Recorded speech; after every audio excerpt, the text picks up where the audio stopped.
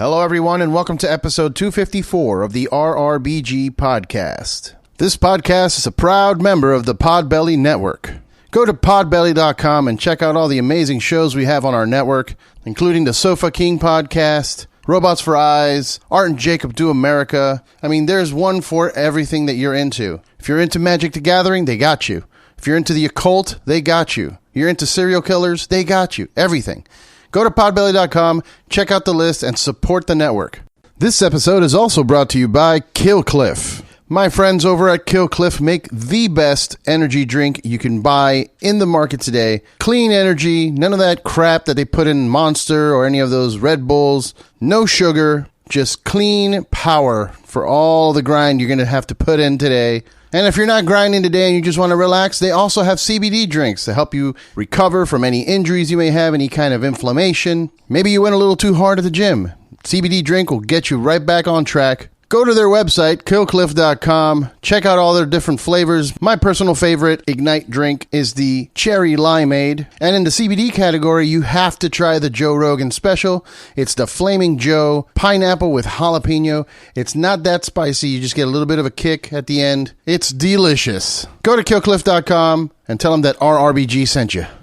This podcast is also brought to you by Saints Joints. Go to saintsjoints.com and check out all the awesome products they have there, including the new Book of Saints that comes with 4 packs of pre-rolled joints. It's this incredible, lavish, luxurious-looking gold foil stash box. The works. It's the best-looking stash box I've seen. Make sure to go pick one up before they're all gone. And also check out the new hash-infused pre-rolls. Don't forget, it's saintsjoints.com, and make sure you tell them that we sent you.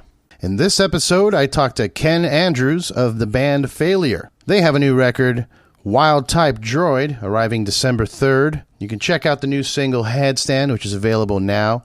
We talk a little bit about the album and its themes, the lyrical content. He shared his thoughts on existence and our society. We talked about politics. We talked about children growing up in the pandemic. It was a very deep and thoughtful conversation. I hope you guys enjoy it. Make sure to follow the band at Failure Band IG for Instagram, or follow him at Andrews Ken. And if you get a chance, please check out our Patreon page. Go to patreon.com/RRBG. Cheers.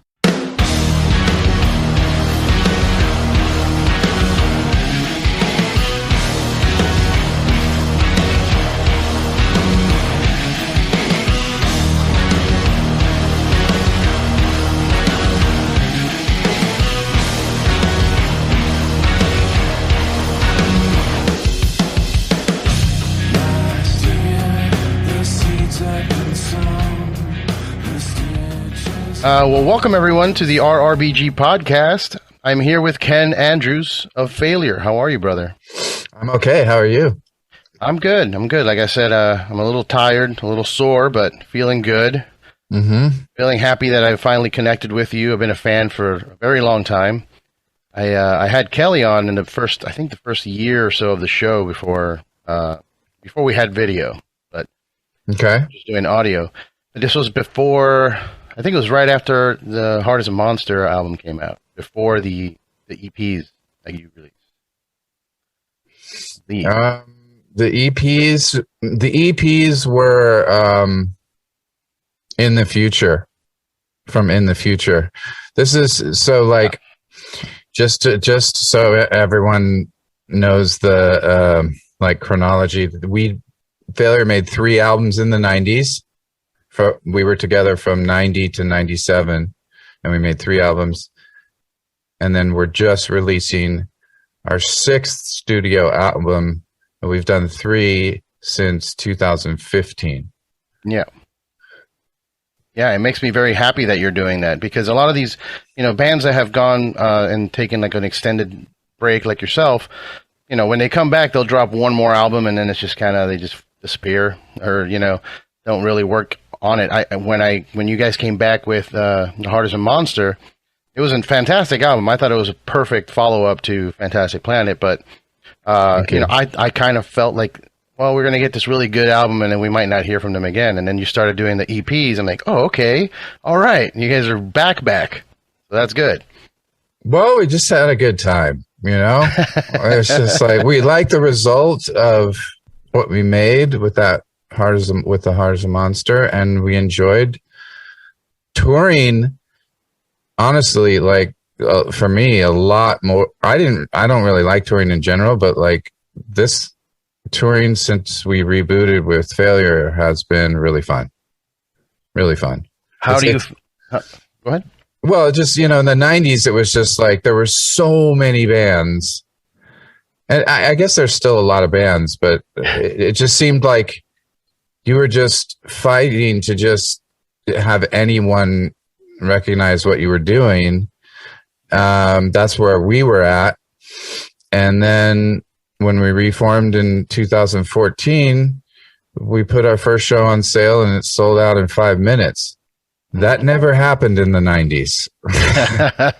That like our ticket sales and our just overall, I guess, awareness or popularity or whatever you want to call it is different than it was in the 90s. Sure. Yeah. And I mean, it's kind of picked up, I know it's been called that before, but like cult heroes, it's like you guys picked up like a cult after you guys stopped playing. Yes. It's interesting. Yeah. There's like I don't know, 30 or 40% of our fans now. It's hard to really know the percentage. It's probably different in different areas, but like those people definitely didn't know us at all in the 90s because they were probably too young. Mm-hmm. Mm-hmm. Yeah, I mean, for me, for example, like when you guys in the 90s, I had heard of you. I heard a couple of the songs like Space Song and The Nurse Who Loved Me. And then kind of that was it. It was kind of like, like you said, there's so many bands. And afterwards, like when Perfect Circle started doing I think they did a cover, I believe, of The Nurse. Mm-hmm. That's kind of like, wait, I know that song. And then I'm like, wait, that's Failure. And then I started, go back and listen to the album. So I kind of, in the middle of your break is when I fell in love with the band as well. So when you guys came back, it was really exciting. Like, oh, I get to go see them live. That's awesome. I never thought that would happen. I think I saw you guys at Wrecking Ball in Atlanta a while back. That was like one of the first few shows that you guys did. Okay. Yeah. Wrecking Ball was that an event or a venue? It was a venue. No. The venue was Heaven or Hell.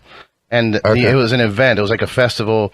And you guys were like, it was one of your first shows, and I know like Glassjaw played, and yeah, okay, yeah. And the Well did a reunion there too. It was like there was a couple of reunions involved. So we all, my buddies and I, took a trip from Florida up to see the show. It's fun. Wow, awesome! Thank you.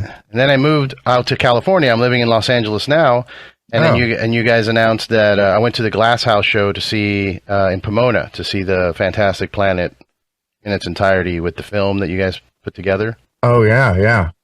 That was a really interesting film. I was dying to find it online. Is that something that is available? Like, I've been trying to look for clips of, I just see people with their cell phones filming, but I haven't found the actual footage. Well, I mean, that footage is not ours, I mean, it's all other filmmakers. We didn't originate it. So I think we just don't feel super comfortable distributing it as if it was ours. It's more of a, sort of referencing the things that influenced us. Okay. So telling people like, you should check this out, like check out the original Fantastic Planet French animated film. 'Cause not only did we get the title from for our third album from it, but like the movie itself, both its themes and style really influenced the record, but and also it's like sort of soundtrack and audio effects and stuff that they used in that film. We kind of aped some of that as well. Yeah. So, part of the footage I saw that really struck me was like it was like a zoom in to kind of like a Google Maps zoom in to someone. It goes into their cells and kind of into like the psychedelic, trippy looking thing. And that really stuck with me. I was like, man, what is that? I want to see that again. Well, that's easy. That film it's a famous documentary. I don't know if it was the 70s or 60s. But I think Charles Eames, the famous furniture designer had something to do with it. Oh. It is called Powers of 10. Powers of 10. Okay. Powers of 10. Like it keeps zooming in by powers of 10 or zooming out to like the universe basically. Yeah. But I mean, it was really well done for when it was made. Mm-hmm. Yeah. I mean, it I thought still it was holds up. Yeah. It still holds up. Yeah. So I wanted to talk to you a bit about the new album. I mean, that's why we're here. You got the December 3rd release for Wild Type Droid. Mm-hmm. And the little press release I read says that it's kind of you're kind of seeing this as the end of the space theme for you guys, right? Am I reading that right? Yeah, I didn't say that, so no? Okay. I don't know. Maybe it is. I guess we'll see if the next record still has another space reference on it. Then, well, I was going to say there's an astronaut on the cover, so I mean, yeah. I think what happened is we've been talking about sort of moving on from the space imagery in the covers and whatnot, and even in the lyrics. And I just don't. I guess it wasn't time to stop doing that, because when Greg saw this particular image, he was just like, "That's the cover, and I'm gonna fight for it." So. It really kind of sunk up with a lot of the themes we were talking about on some of the songs. So can you talk about that a little bit, just to see what we're expecting moving in? I mean, I know a lot of your previous lyrics, they're ambiguous in terms of, there is reference to like a person. It seems like you're talking about someone, but I know that it's up for interpretation, really. So is there anything you could talk about in terms of lyrics for themes in this new album? That's a good question. Well, first of all, I should say that, the evolution of the band since we rebooted in 14 has been that Greg has become a more of the dominant lyricist in the band. Okay. So, I mean, don't get me wrong, I still get my hand in there, and I do have a few, like 2 or 3 songs that are all my lyrics on the record, but it's one of those things, like in the 90s, I would say, like, Greg and I were kind of fighting for like the leadership role in the band, even though we never said that. That's kind of, there was this kind of tension. And now we're just like, hey man, you should do this one, because you do a great job. You know what I mean? Like, yeah. It's more like enjoying and leaning on each other's, different talents, or yeah, I guess. Instead of that's maturity, man. You guys, it was a long break. You guys were kids basically when you did those last albums in the 90s. Exactly. I mean, you're just full of a lot more kind of BS, I think, in your 20s sometimes, And that's what's made, it's funny, because being in a rock band, people are like, well, that's a young man's game, and it is, or a young person's game. But for me, I'm having way more fun than I did in the 90s. I mean, I had fun in the 90s, but there were more problems. And now it's like, I think we're doing it because we really are enjoying it. That's good to hear. Because, someone with that long of a tenure, you seem to, some people get burned out, they just don't want to do it anymore. Or they're like, I'm fine. I'm financially or whatever, I don't need to work anymore. But it's good that you're doing it out of a passion and not, to make money. And I think that's the difference too. In the 90s, you're probably doing it to make some money, to get out there. And then now as you're an adult, like you got shit figured out. So you can actually do things responsibly and, know how to properly organize all the things you got to do, tour managing and whatever else, Yeah. And I think you're just clearer about making decisions You know, just bigger decisions come maybe just a little bit easier as you get older. Yeah. Now you were mentioning too that you're not a fan of touring all that much, but you're having fun now. That was I would assume prior to the pandemic. I mean, you guys haven't played a show. Have you played a show since the lockdown and everything?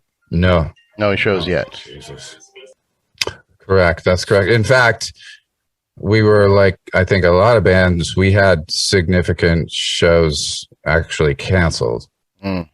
We had shows in July 2020, 9 shows that were, I think 7 out of the 9 were already sold out. And so that was... Were they rescheduled or completely canceled? Well, they were canceled. Okay. And the reason we did that is because they were kind of like special shows that a lot of people were flying into. It was going to be 3 nights playing, each night playing one of the 90s albums. And it was only going to be LA, New York, and Chicago. And so we found out that so many of the people that had bought tickets were flying in and making a whole event out of it. And it just didn't want to have to reschedule, and then they'd have to reschedule all that travel again. And, you know, like, I mean, some people had trouble getting refunds, you know? Yeah. So we were just, and it was so much was unknown too about what was going to happen going forward at that point, that I was just like, yeah, let's just cancel it and just not give any false hope that we can do these shows. And so now we're just, well, I'll just say we're going to announce our live performance plans in January. Okay. Seems like a good plan. A lot of big offices are going back to the office in January too. So I think everybody's starting to feel comfortable enough to not say we're back to normal, but at least try and get things moving again for sure. Mm-hmm. Yeah, because I mean, like you said, it was so uncertain for a while. Like I've been so happy that I've gone to a couple shows here and there recently, and you know, being there, I'm like, all right, it still feels weird, but I'm glad we got shows back because you know, there was a time when I thought no shows were going to ever happen again. I thought this was the apocalypse. I started buying like survival gear and shit. Yeah. I mean, and I'm still a little anxious about it because I'm worried about new variants. Right. So that was my question leading, and we kind of went on a tangent. But like, my question is like, you know, how are you feeling about getting back on the road, you know, potentially in January with all of this that's going on? No, well, it won't be that soon. It definitely will. We'll announce it in January. We'll announce in January. So yeah, we won't be on the road in January. Okay. But yeah, we are going to tour in 2022. Okay. And yeah, I am concerned. I mean, if nothing changes and we keep going the way we're going right now, we should be fine. Because there's bands touring right now and they're making it happen. And I mean, some of them are running into half filled rooms because not everyone is super stoked about going out, you know, yet. So, you know, we just want to be doing it at a time where we feel like, people will be confident. Yeah, I think it'll be good too to give it some time, because right now there's like an overabundance of shows that everybody's playing. The second the doors open, it was like a flood. Total flood. Well, so many. I mean, that part of it was really damaged. Yeah, you know, the whole system was really damaged.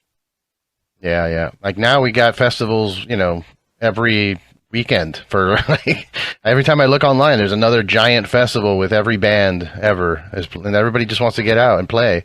Yeah, I mean, you know, it's a couple of years. I mean, so you mentioned that you had to cancel tours and all that. I mean, was there significant financial damage for you that you had to recoup? Like, how bad was it? Well, yeah, I mean, those shows alone were, I mean, for the band was a significant amount of income.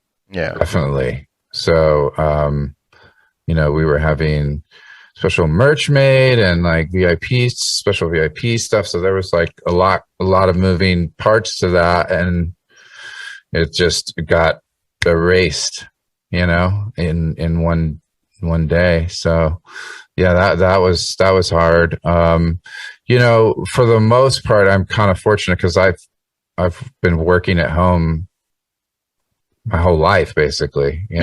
I'm either working in my own studio or I'm working in a bigger, more commercial studio. Mm-hmm.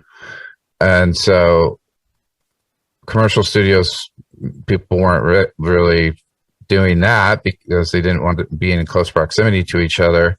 But I still had this studio, so I was fine to keep working. Well, that's good.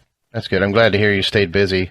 I mean, how was the mental health for you? I mean, I know a lot of people, the fear of not playing shows, and then prior to the pandemic, I know you had a very political video on your solo project. Mm-hmm. I know prior to the pandemic, we had to deal with 4 years of nonsense as well. So, I mean, how was this time for you in terms of mental health, keeping positive or inspired to even write music at that point? Yeah, well, for me, writing music is super therapeutic for anxiety and stress, and those are the two things that I think we've all had plenty of in the last 5 years. Yeah. Stuff that I never thought I would have to deal with myself. I never thought I would have panic attacks, and now here I am at my turning 40 and trying to keep it together. It's insane. I don't even, and you don't even know when you're feeling stress. Sometimes you don't know it's happening, what is happening to you, or why you're reacting a certain way, because you're kind of you're telling yourself, no, everything, I'm fine, but you're not. Yeah, you're not fine because you're stuck in the house. And I mean, for me, the stress was had a lot to do with my kids, because I have 2 grade school kids. Oh yeah, who in just the blink of a day had to come home and do school from home, which was kind of crazy. I mean, it was good. It was good in the senses that I'm used to working at home, so it wasn't that odd for me to be here. But they weren't used to being at home, right. And not being able to see their friends, and that's got to be tough. I that was one of the biggest worries I had during the thing, was the kids that are growing up in this and being born into this. Like this, that's all they know is the 4 walls they live in and the family members, and that's it. It's like, that's not great.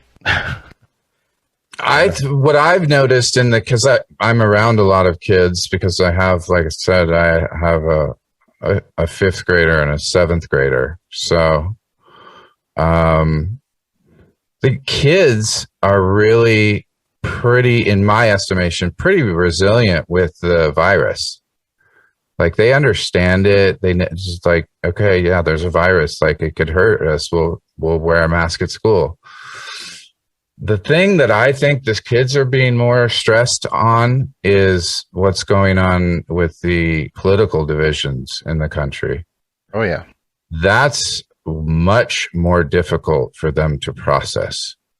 They don't understand why the adults are fighting and being so extreme in their positions.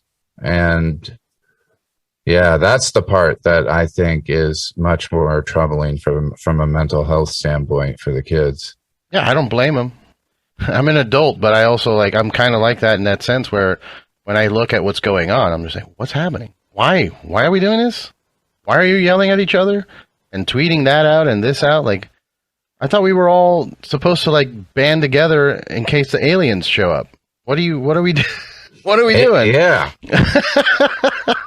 Well, aliens, yeah, or even our, earthly enemies, Yeah. or whatever, like other countries or whatever. Yeah, that's just Doesn't make sense. it doesn't make any sense.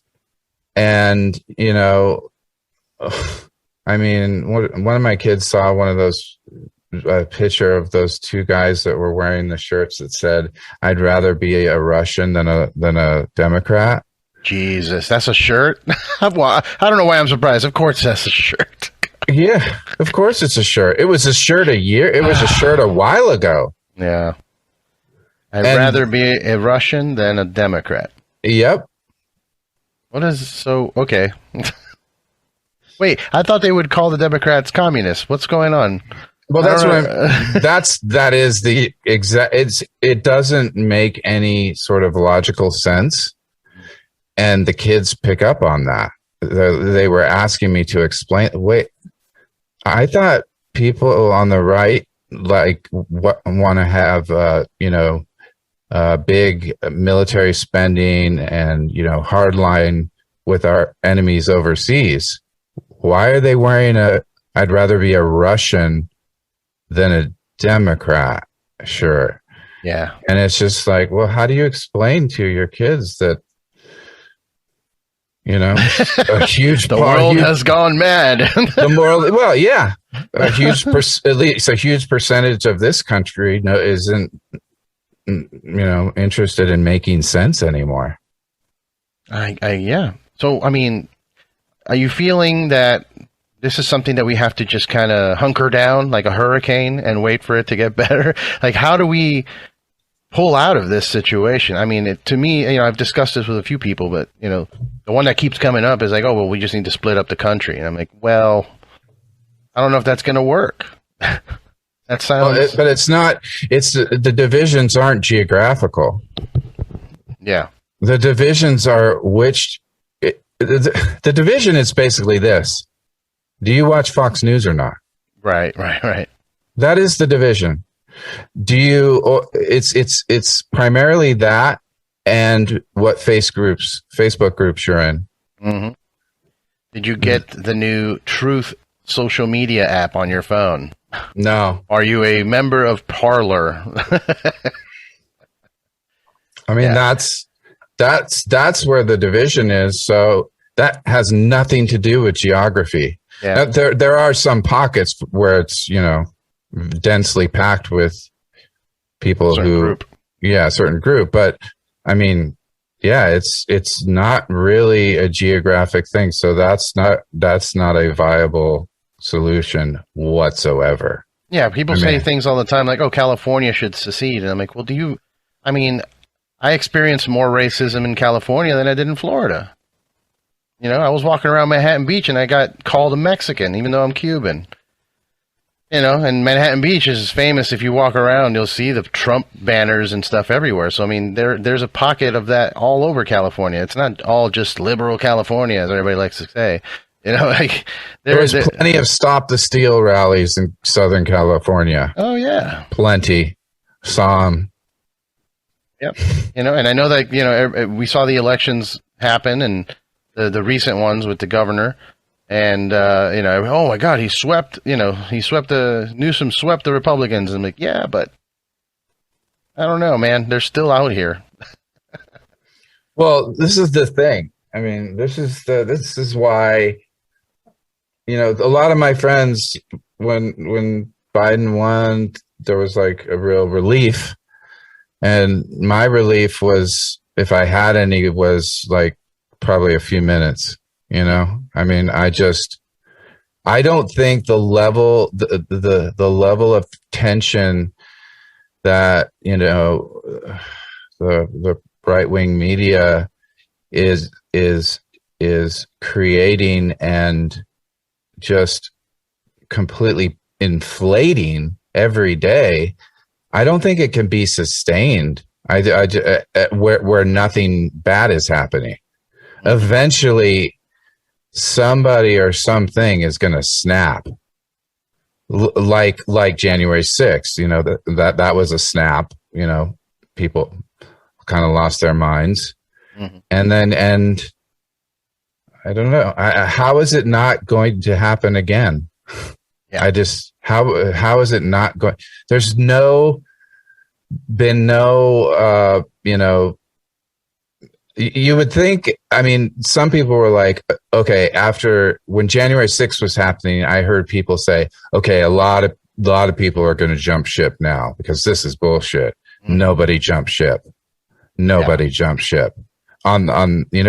just as entrenched as they're even more extreme because now you've got basically half of registered Republicans saying they believe violence is warranted to preserve what they view as, their way of American life, I guess. Yeah. Whatever that is. I think we kind of know what that is, but the good old days, as they yeah, man. I mean, I'll tell you, I've never been one to be like, oh, I need to own guns or whatever. Mm-hmm. But when stuff started getting weird, I was like, yeah, I need to get just one for the house, because who knows? These dudes come in with their guns. What am I going to do? You know what I mean? I mean, one gun's not going to stop them all if they do come into my house, but I'm not going to. It's unfortunate that I have to resort to, like, I guess I should get one so that, when they show up with theirs, then I can defend myself. Otherwise, I'm going to be just another victim, I guess, the whole scenario. Yeah. But that kind of, it sounds like what they're saying. Oh, I got to keep my weapons. It's like, I'm not like that at all. I just, I have a wife and a family. I don't want to be caught off guard when things get crazy. Yeah. Just the only thing I would say is just be careful, because when a lot of accidents happen, Oh, sure. Yeah. No, I have mine locked up. It has a lock on the, on the trigger and all that stuff. So, I'm not flaunting it. I'm not on the IG, Of course. Yeah, I get that. But you're not alone. I mean, so many people have begrudgingly armed themselves. Yep. So now it's just like there's like as many guns as people in this country, and there's way more bullets than there are people here. So that's why are we living in a powder keg? I don't. Probably. I mean, look, man, history has shown, like, civilizations have collapsed before, and like Rome and everything. So it's not so far-fetched to think that things will just stop being the way they are. And I think the pandemic helped a lot of people understand that, like, hey, life can completely change. Mm-hmm. You're going to have to be on your toes and figure out, if you want to survive, what do you got to do? Start Zooming and start doing live streams, I guess. Like, figure it out. And at any day, shit can collapse again, and we have no internet. And what are you going to do? So I think hopefully people are getting more prepared in terms of being able to react accordingly in a positive way, not in a negative, violent kind of way, like, riots and people with guns. Like, we're talking on a very day that I just saw the Rittenhouse kid got out not guilty on the whole thing that he did. It's not getting any better. So it's going to get worse. That's what, come on, just relax. It's Biden won. We're all going to be fine. Yeah, no, no, there's it's too many. Mm-hmm. It's too many people. You can't isolate 70 million people. Mm-hmm. Yeah, because say what you will about, how bad Trump was, like, the votes were close. There was still a lot of people that went out to vote for him. So those people don't just go away now, Nope. And especially. Well, and most of them think that Biden is illegitimate. Right. He's illegitimate. He's Sleepy Joe. He's not doing anything, all that stuff. But on top of that, they have this entitlement or this empowerment that they've been given by the previous president, where they feel, fuck it. If things don't go my way, we'll just grab our guns and go charge the Capitol like we did, It's like that guy said at that town hall last week, when what I want to know is, when can we start using the guns and start killing these people? Jeez. Did you see that? I did not see that, no. And that's a direct quote. I don't think I got it wrong at all. Like and but the craziest part is that he wasn't like, hooked off stage. He was cheered by the whole freaking crowd. Oh boy. Well, I guess it's time to start making plans to move to South America. Somewhere else. I don't know where to go. It's nuts, man. It's nuts. But not wanting to get too sad about the scenario. Yeah. Yeah, go on. I think, trying to bring it back to the album, I think when I listen to the record, I hear that anxiety. Yeah. From myself and from the other guys in the band. It's just like it's like a bit of a dichotomy, because I kind of feel like there was a lot to celebrate for us because we're enjoying being creative together, and it's just like really cool. But actually, the world is not very cool at all right now, and so I think your music will help us. I think this is one of the darker records I think we've made. Because of that. I don't think it just wasn't possible to have things that weren't kind of heavy in that sense. So going back, I know I asked you earlier, but I don't think we actually went there, but thematically, like lyrically, that you're saying, you'll hear this anxiety. I mean, is it mostly like that? You were saying like the dark, heavier themes? Yeah, there's a lot of, we talk a lot about like what is reality, and the idea of the shared experience just kind of evaporating in a few short years from Facebook, essentially. I mean, Facebook, I think when all said and done, if whatever's left of, the U.S. in 10 or 20 years, we'll look back and we'll see, Facebook took the shared American experience and just destroyed it. Well, they're still working on it. They renamed the company to Meta, and now they're trying to move everybody to the virtual reality space. I mean, it's getting, they're still going. They're still trying. No, yeah. Yeah, it's rough, but I guess you got to adapt with it. If the band can find some kind of success, reaching some people, at least to me, I know Facebook is terrible and social media is pretty bad for people, but it does help get your message across a little bit to some more people. I think. Yeah, it's a tool, and it can be used for good stuff and enjoyable stuff and creative stuff and artistic stuff, and it is used for all of those things. It's also being used to to divide for profit. Yeah, there's that too. It's a rough thing. I think I've said this before, and people are probably already tired of hearing it, but there should be some kind of exam, like a driver's test, to be able to post stuff on the internet. I've been saying for years, and this never gets anywhere with people, is I think you should have to have a driver's license to go on the internet, the same as you do with a car. A car is a deadly vehicle. We have figured out how to make sure that everyone who drives a car will be held accountable for whatever they do when they're behind the wheel.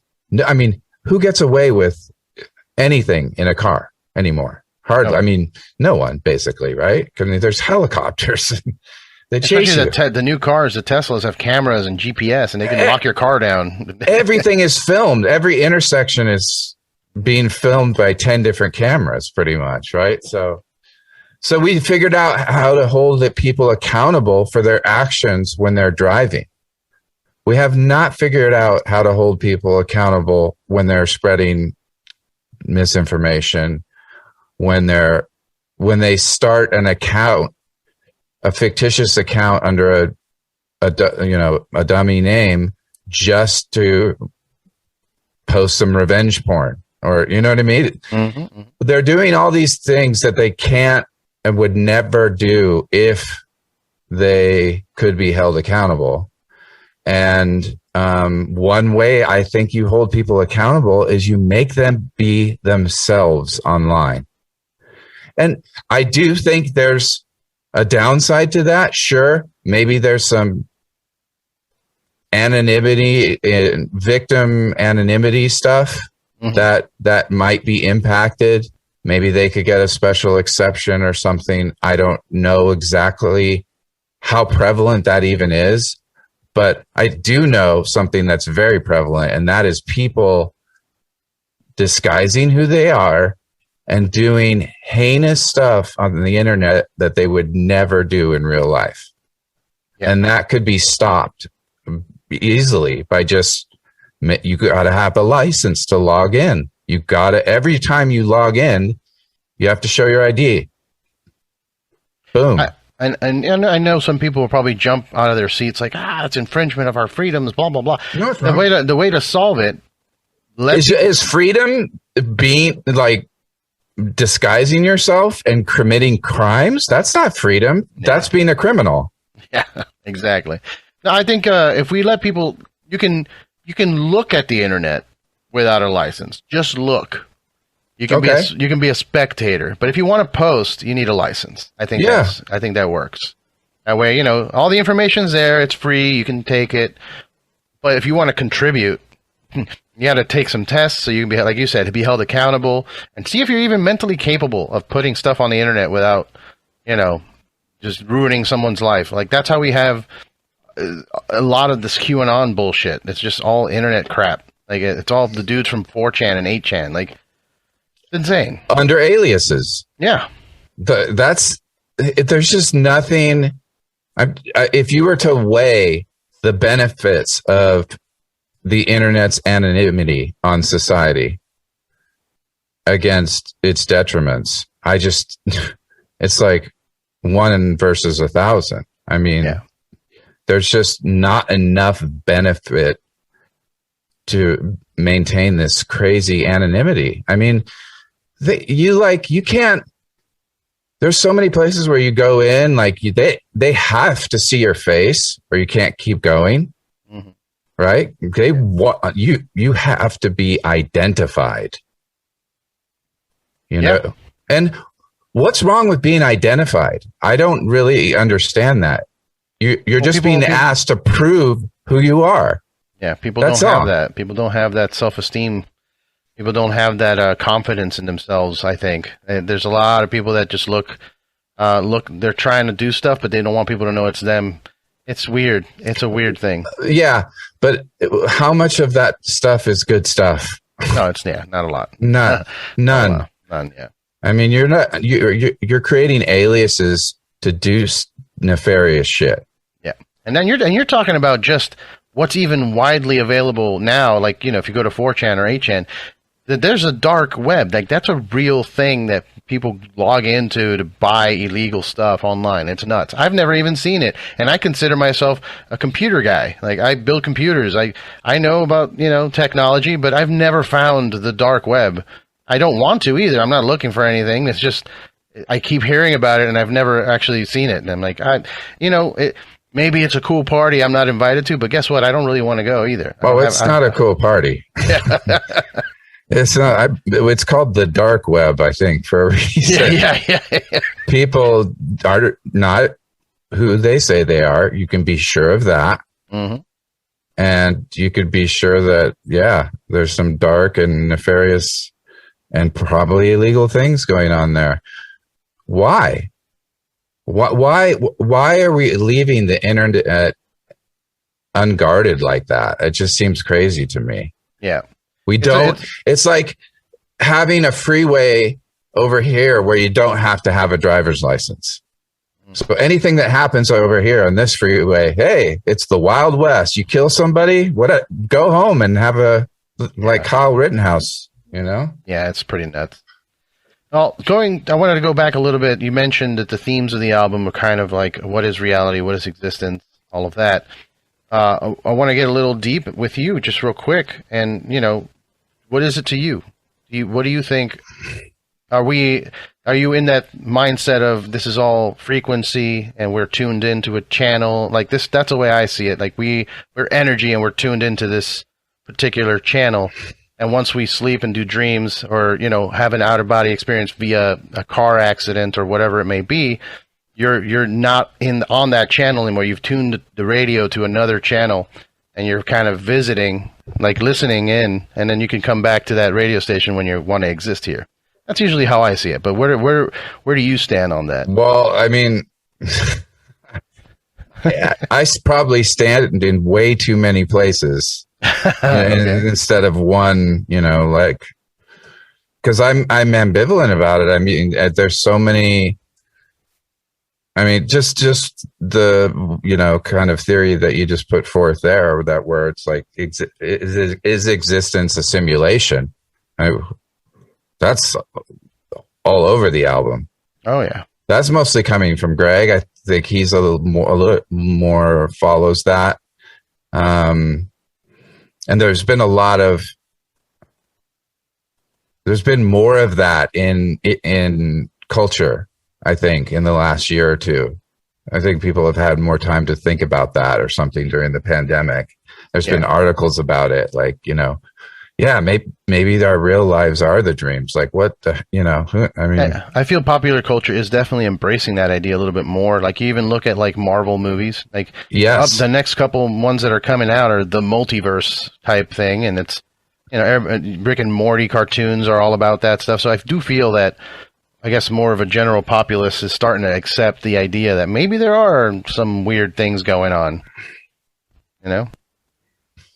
It's so you have this metaphysical conversation going on about what is existence and how can it possibly be verified, but at the same time you're having this other conversation where it's like, okay, but like boots on the ground, like what is actually happening here right now with verifiable or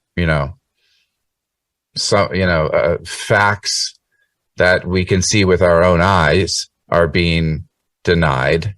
It's like there's so much, just the feeling of being completely untethered.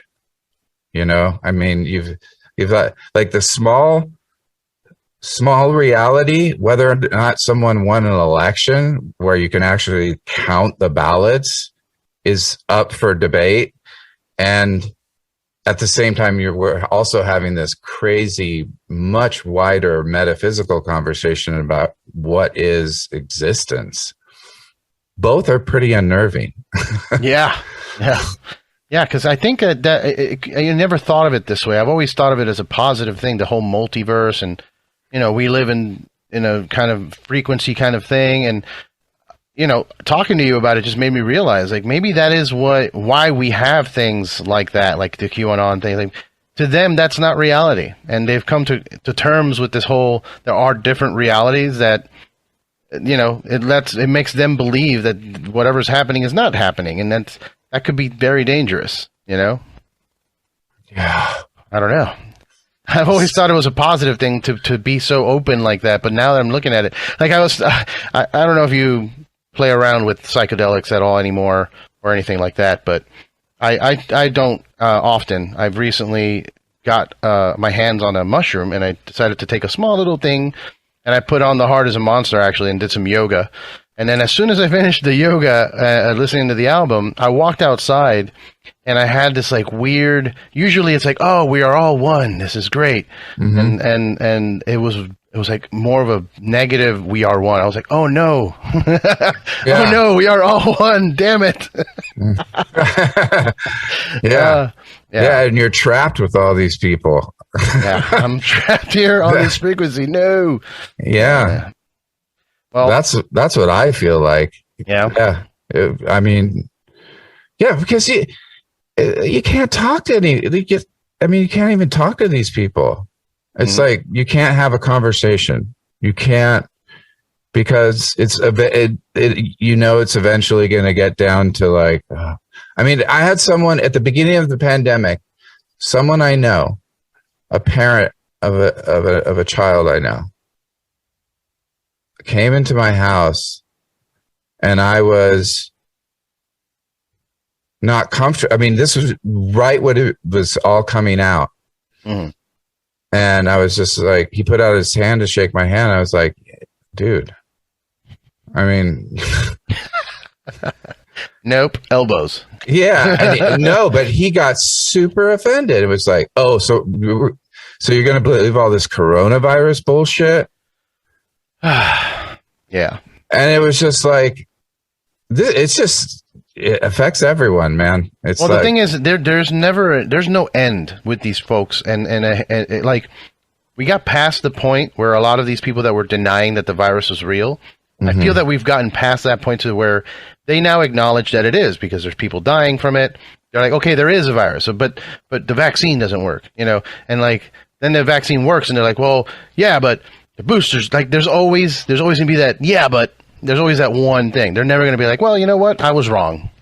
No, yeah, no, that can't happen. Because, well, so that brings up the bigger question, which is, what is really happening? Is it really an unprecedented, ginormous mega cult that is 70 million people strong in this country? Is it really just a cult? Or is it like a mass infection of narcissism? There's a little bit of that for sure. Because it's so many people. That's the thing that is so, different to me about it. And so, because I was talking about this with someone else, and like they were trying, history is rife with moments like this. And I'm like, okay, yeah, destabilized moments, yes, but I think this particular moment in human history is quite unique. Yeah. Because we never had Facebook or anything like that tool. Mm-hmm. I mean, that is it's a mind control situation, and that level of engagement and feedback loop that people are getting from social media is just, there's nothing like it in history to compare it to. Yeah. Well, I think, I don't want to just blame like the social media. I think just the technology overall, the fact that we have these phones, like I want to use it as a tool. I use it for work and whatever. And I used to think it was such a great thing to have all of the knowledge of the universe in your fingertips. Any answer you need, just Google it. You know what I mean? Or look up a video, how to change a tire, how to, I'm like, okay, that's a really positive thing. But what we're witnessing, I think, is that people are so dependent on this now that they're not really thinking. There's no need to think. I don't need to do math. I just beep, beep, beep. There it is. You have a question like, oh, who was the actor in that movie? Instead of you using your brain to remember, people are just like, oh, I don't know, IMDb, that guy. And so people are, I don't want to call people dumb, but that's kind of what it is. We're not using our brains anymore because everything's right here. So that allows us to become susceptible to all of these different things. We have no way of identifying what's real or not anymore. Because now you go, hey, did you hear about QAnon? And you're like, what? What's that? And then they tell you, and you're like, yeah, look, it's on your phone. You know what I mean? Like all of the other things that you depend on are on the phone. Phone, so it has to be credible on some level. Right. It's on my smartphone. Yeah, my phone's smart. It's smarter than me. Yeah, it knows all of the things. Yeah, smartphones are making people dumb. What's happening. Yeah, for sure. Or confused. And you have to use your brain. And this is why and I know this may go contrary to what some other people believe, but I still play video games because in my opinion, it keeps me on my toes. It makes me think. I do critical thinking. I also have hand and eye coordination that I'm working on doing these things.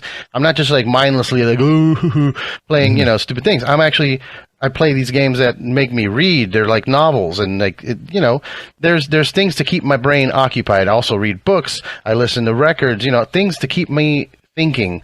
Because if I spend my entire day like most children, like we were talking about earlier, a lot of young teenagers spend their days on the phone. They're not really doing any thinking. And it makes their brains, sponges, and more than they are already. I know, and I've fallen into the trap of the sort of zombie scrolling. Mm-hmm. Oh yeah, me too. I'm on Instagram and Facebook, but I actually just tried TikTok. I've known what TikTok is for a long time, but I actually personally tried it for the first time just last week. Man. The zombie power of that app is so intense. It took me like 8 seconds, and I was just like, I just turned to mush. Mm-hmm. And my finger was just automatically doing it. And I couldn't control my, I couldn't snap out of it. Like I had to slap myself. Yeah. My wife and I have that, we're kind of have like an accountability buddy kind of relationship on that sense where when I catch her or she catches me kind of just zombieing out, she's like, hey, stop it. So it's terrible. And the thing about TikTok, which I noticed, because I've tried it for the show and everything, but when you hit back on your phone to like leave the app, or like if you're watching a video and you hit back, it just plays another video. Like, are you sure you want to leave? Here's another one. You're not leaving. Yeah. What are you thinking? You're not leaving. No. You're not leaving. Here's another video. And then like they throw stuff at you like, oh, food or like a half naked lady. You know what I mean? Like they're just trying to keep you there. But that didn't keep you swiping. Well, try this. Yeah. Right. It's crazy. Well, we know everything you like. Maybe you want something you don't like. Here you go. Yeah, it's yeah. I mean, screen time. I'm Apple person, so screen time is been a tool that I definitely use for myself and for my kids. You set a timer. I don't have Apple, so I don't know what it does. But you set a timer for it to like remind you, like, hey, you've been on your phone for too long. Yes. Okay. It tells you your analytics. Like, but does it warn you? Does it have like notifications? Like you can set it up how you want. You can just turn it off. But you can also control your children's devices and have them automatically turn off at a certain time. You can control which apps. But the best, well, not the best, but one of the great things about it for kids is that the parents can see the breakdown of their usage. Okay. So I can see if he's on Monroe. Sorry, I should have said that. If he's on a certain school website, he's studying. Right. If he's on TikTok, he's not studying. Yeah, he's not studying. Yeah, that's true. That's good though. I'm glad they have that. That should be standard. And we should, and another solution aside from the driver's license should be like regular breaks like we had. I remember not too long ago, Facebook and all the Facebook things went down for like 6 hours. You should do that more often. Every once in a while, on purpose. Just stop. Go outside. Turns off on the weekends. Oh man, half of society would collapse. People would, what do you mean I can't post about my nightclub situation? Yeah, but Nah, I hear you. But hey, I think we went over on my time. I feel bad for. Oh yeah, we did. But I'll wrap it up. The new album's coming out very soon. I'm very excited. This has been a crazy, crazy year for music. Deservedly so, since we've been through so much. So everybody's got stuff to say. But right when I thought the year was over, I'm like, oh, cool. I got my albums of the year set up. You guys came and drop another album on me, so I'm excited to hear the rest of it. The one song I heard, Headstand, was, fantastic, very very trippy sounding. I like to zone out to your music a lot, and I wanted to ask you. So we expect more segues. Is that still a thing? The segues are minimal on this record. Okay. So we, we did. I wish we would have started with a certain methodology on them and just kind of stuck with it, but instead we've